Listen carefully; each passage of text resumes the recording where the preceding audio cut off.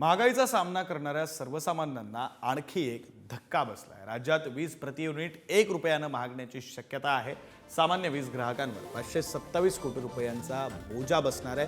तर नोव्हेंबर 2024 मध्ये खरेदी करावी लागली होती अतिरिक्त वीज खरेदीसाठी झालेला 527 कोटींचा खर्च हा सामान्यांकडून वसूल होणार आहे। प्रतिनिधी जितेंद्र शिंगाडे आपल्यासोबत आहेत। आपण त्यांच्याकडून या संदर्भातला तपशील घेऊया। जितेंद्र, सर्वसामान्यांसाठी चिंतेची बाब म्हणावी लागेल।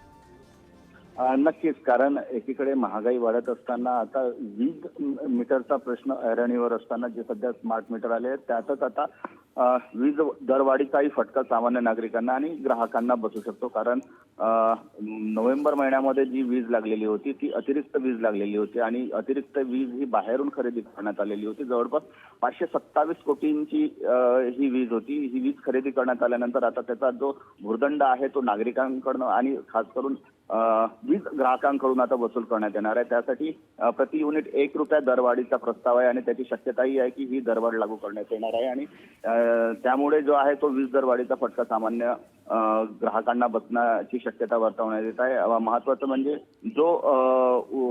जे आपले थर्मल पॉवर स्टेशन आहे आणि त्यामध्ये वापरण्यात येणारा जो कोळसा आहे त्या कोळशाचा उष्मांकाचा जो अहवाल आहे, चाचणी अहवाल, तो अजून यायचा आहे की त्यामुळे कोळसा उपलब्ध असतानाही वीज निर्मिती का बरं कमी झाली त्याचा अहवाल आल्यानंतर ही दरवाढीची शक्यता वर्तवण्यात येत आहे। बरं, धन्यवाद जितेंद्र दिलेल्या या सगळ्या तपशिलांसाठी।